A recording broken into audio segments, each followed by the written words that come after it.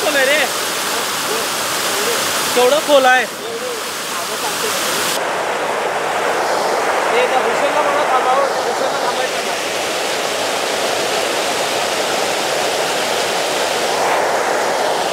भूषणला म्हणा, भूषण भूषण भूषण भूषण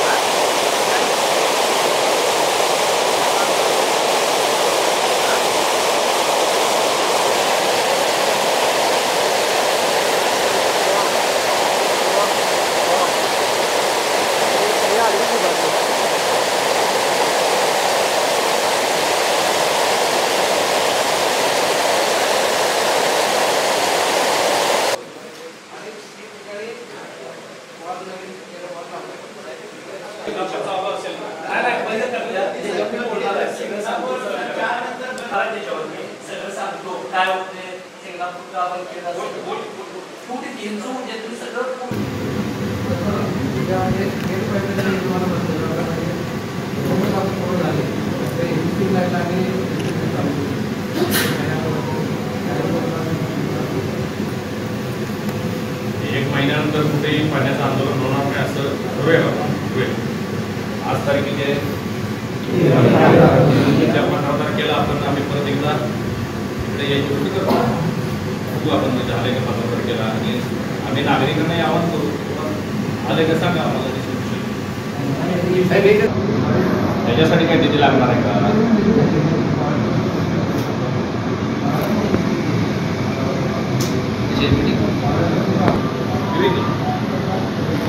काय त्यामध्ये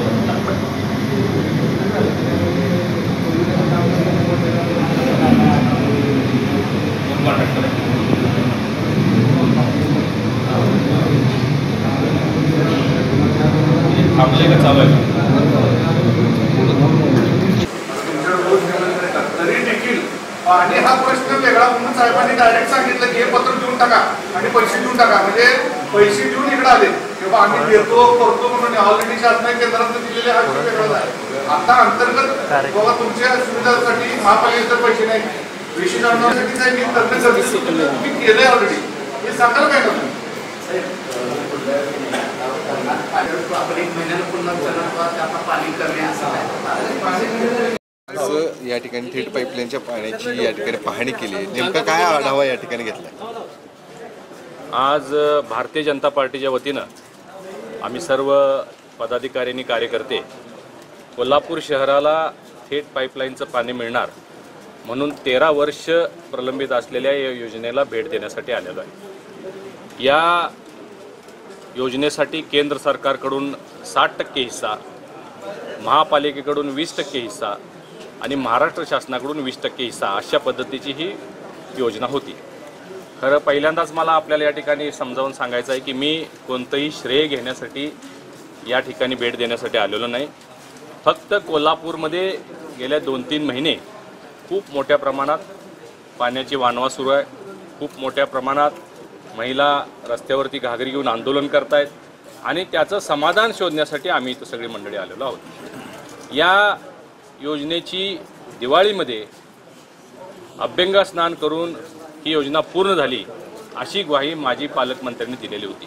आणि आम्ही आज इथं आल्यानंतर पाहिलं की पाईपलाईनचं पाणी हे या ठिकाणापर्यंत आलेलं आहे, परंतु इथून पुढं शहराला लागणारी जी डिस्ट्रीब्युशन सिस्टीम आहे ती सिस्टीमच अस्तित्वात नाही आहे. आत्ता अधिकाऱ्यांना विचारल्यानंतर ते सांगतायत की आम्ही 1 ते 2 महिन्यामध्ये या सगळ्या सिस्टीम्स जोडणार आहोत आणि मग पाणी मिळेल. मग माझा असा प्रश्न आहे की जर हे सगळं तयार नव्हतं तर तुम्ही उद्घाटनाची गडबड का केली? एकटे येऊन त्यामध्ये आंघोळ का केली? लोकांची दिशाभूल का केली? लोकांनाही समजावून सांगायला पाहिजे की अजून 6 महिने आपल्याला या थेट पाईपलाईनचं पाणी मिळणार नाही. आता याचा असा एक नवीन प्रॉब्लेम निर्माण झालेला आहे की ही सिस्टीम सुरू होणार म्हणून जी शिंगणापूर योजना आपली पूर्वी कार्यरत होती ती सुद्धा बंद करण्यात आलेली आहे. जी सक्षम आहे, जी संपूर्ण शहराला उपनगरांना पाणी देते ती बंद करायला लावलेली आहे, कारण दोन्ही एका वेळेस या योजना चालू शकत नाही. आणखीन एक धक्कादायक बाब समोर आली ती म्हणजे की या सगळ्या सिस्टीम चालू करून सुद्धा अमृत योजना जी केंद्र सरकारची नवीन योजना आलेली आहे ती पूर्ण क्षमतेनं चालू झाल्याशिवाय हे संपूर्ण शहराला पाणी मिळणार नाही. ही एक धक्कादायक बाब आज आमच्या नजरेसमोर आलेली आहे. या अमृत योजनेमध्ये 12 पाण्याच्या टाक्या शहरात निर्माण करायच्या होत्या, त्यापैकी फक्त 4 पूर्ण झालेले आहेत, अजून 8 बाकी आहेत. त्याच्या डिस्ट्रीब्युशन लाईन किंवा त्याला पोचणारं पाणी त्याचा कसलाच पत्ता नाही आहे. मग या थेट पाईपलाईनचं पाणी अमृत योजनेच्या त्या सगळ्या सिस्टीम्स, थेट पाईपलाईनच्या या सगळ्या सिस्टीम्स, या डिस्ट्रीब्युशन सिस्टीम्स अजून अस्तित्वात नसताना एवढा मोठा कांगावा का केला? आम्ही आज यांना इथं विनंती केलेली आहे की आपल्याला ही योजना पूर्ण करण्यासाठी, कोल्हापूर शहराला संपूर्ण पाणी मिळण्यासाठी ज्या ज्या गोष्टींची आवश्यकता आहे ती मदत करण्यासाठी आम्ही तयार आहोत. ऑलरेडी त्यांचे काही जुने वॉल्स बदलणे, पाईप बदलणे, काही हेड्स टाकणे, यासाठी आपण भारतीय जनता पार्टीच्या वतीनं 5 करोड रुपये सँक्शन केलेले आहेत. त्याचे टेंडरसुद्धा झालेले आहेत आणि ती कामंसुद्धा आपण करून देत आहोत. म्हणजे हे कोणालाही न सांगता, श्रेय न घेता आम्ही केलेलं आहे. एक धक्कादायक बाब या सगळ्या योजनेमध्ये समोर आलेली आहे. काल ग्रामीण भागातले काही लोक या पाईपलाईनमध्ये जे बाधित झालेले आहेत, आत्तापर्यंत 8-10 ठिकाणी ही पाईपलाईन फुटलेली आहे. आपण स्वतः ती कव्हर केलेली आहे, पेपरला बातम्या आलेल्या आहेत. त्या गावातल्या लोकांच्या खूप मोठ्या प्रमाणात शेतीचं नुकसान झालेलं आहे. 2 बाबी तपासावे लागतील. एक म्हणजे या पाईपलाईनचं जे काम आहे हे करत असताना एक सिस्टीम आहे की खुदाई करणे, त्यामध्ये खाली पिचिंग करणे, मुरुम घालणे, त्याच्यानंतर वाळू घालणे, त्याच्यावरती पाईप अंतरणे, त्याच्यानंतर वाळू, त्याच्यानंतर मुरुम, त्याच्यानंतर दगडाचं पिचिंग आणि वर डांबरी, एवढे सगळे लेयर्स ही पाईपलाईन लॉंग लाईफ टिकावी म्हणून या सगळ्या प्रोजेक्टमध्ये अशा पद्धतीची ही योजना आहे 53 किलोमीटरची.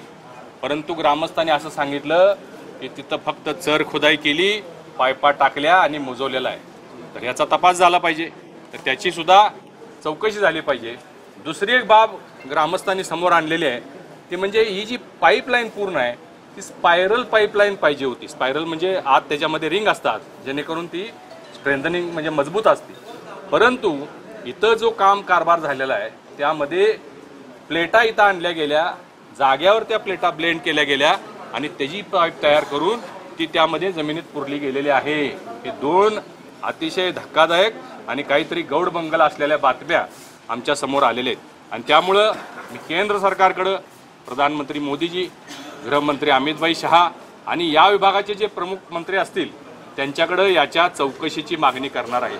या सगळ्या पाईपलाईन उकरून आम्ही तपासून बघणार आहे की याच्यामध्ये ज्या पद्धतीचे लेयर्स घालायला पाहिजे होते ते घातलेत का, यामध्ये जी स्पायरल पाईपची मागणी होती ती पाईप घातली का, आणि ज्याचा उल्लेख झाला की 8-10 वर्षापूर्वी, 7-8 वर्षापूर्वी या मोटरी घेतलेल्या आहेत आणि त्या आता आधुनिक पद्धतीच्या मोटरी आहेत का, ज्या आपल्या पूर्ण क्षमतेनं शहराला पाणी देतील का. तर असे अनेक विषय आता हे आपल्याला चौकशी केल्याशिवाय ते लक्षात येणार नाहीत. अजूनसुद्धा आम्हाला त्याचा कॉन्ट्रॅक्टर कोण आहे माहिती नाही. त्यामुळं या सर्व भारतीय जनता पार्टीच्या केंद्रीय नेतृत्वाकडे आम्ही याची तक्रार करून याच्यासाठी एक चांगली कमिटी, एक थर्ड पार्टी कमिटी नेमून या सगळ्याची सखोल चौकशी करून यामध्ये शहराच्या लोकांना, आमच्या लोकांना, कोल्हापूरच्या फसवणूक झाली आहे का या तपास करण्यासाठी मी प्रयत्न करणार आहे. यामध्ये काही घोटाळा व्हाईट पेपर म्हणजे तुम्ही जो कारभार केलेला आहे, व्हाईट पेपर म्हणजे काय, आपण एखादी योजना आणली तर ती सुरू केली, ती या स्टेजला आली, ती पूर्ण झाली, या घरामध्ये पाणी मिळालं, हे सगळं त्यामध्ये यायला पाहिजे. तर व्हाईट पेपर म्हणजे त्यांनी या सगळ्या बाबी जनतेच्या समोर ठेवल्या पाहिजे होत्या. ते सगळे जनता अंधारातच आहे. आज इथं आल्यानंतर समजलं की पाईपलाईन डिस्ट्रीब्युशन सिस्टीमच नाही आहे. डिस्ट्रीब्युशन सिस्टीम नसेल तर त्या एरियामध्ये, त्या घरामध्ये पाणी जाईल कसं. इथंपर्यंत पाणी आलेलं आहे, ज्याच्यामध्ये त्यांनी आंघोळ केली ते पाणी इथंपर्यंत आलेलं आहे, पण पुढं हे कधी होणार. हे सगळं 13 वर्षापूर्वी बजेट मंजूर झालेलं आहे. अजूनसुद्धा जर डिस्ट्रीब्युशन सिस्टीम नसतील तर हे लोकांना त्यांनी व्हाईट पेपरद्वारे समोर आणलं पाहिजे की एवढ्या गोष्टी झालेल्या आहेत, एवढ्या अपूर्ण आहेत, आम्ही एवढ्या दिवसात पूर्ण करू, ही माझी मागणी होती. अंघोळीची काही का नाही, इथं कोल्हापूरमध्ये नेहमीच मी सांगत आलेलो आहे, श्रेयवाद घेण्याची खूप गडबड असते. आता त्यांनी येऊन आंघोळ केली, लोकांच्या डोळ्यात धुळफेक केली, त्यावेळी ते सत्तेत असताना राष्ट्रवादी काँग्रेससुद्धा त्यांच्यासोबत सत्तेत होती, उद्धव ठाकरे साहेबांची शिवसेना त्यांच्यासोबत सत्तेत होती. कोणाला त्यांनी इथं आणलं का. हे बजेट 60% बजेट केंद्राचं आहे, कुणालाही आम्हाला सांगितलं नाही. केंद्राचे कोणी नेतृत्व त्या ठिकाणी नव्हते आणि राज्याचं फक्त 20% बजेट, ते सुद्धा यांनी एकट्याने जाऊन त्याचा उपभोग घेतला. आपण ऐकलं की पालकमंत्री महोदय आत्ताचे जे आहेत ते नाराज झाले, शिवसेनेचे पदाधिकारी नाराज झाले. हे श्रेय घेण्याच्या दृष्टिकोनातून केलेला एक म्हणजे बालिश प्रयोग आहे असं माझं मत आहे. प्रथम दर्शनी तरी खूप काही गौडबंगाल आणि घोटाळा दिसतोय आणि म्हणूनच मी आपल्याला सांगितलं की आम्ही केंद्र सरकारकडं याच्या चौकशीची मागणी करून एक चांगली केंद्रीय कमिटी या सगळ्या प्रोजेक्टवर, कारण हा केंद्राचा पैसा आहे, हा जनतेचा पैसा आहे आणि यामध्ये लोकांची फसवणूक होऊ नये, धुळपेक होऊ नये यासाठी ही चौकशी करणं अत्यावश्यक आहे.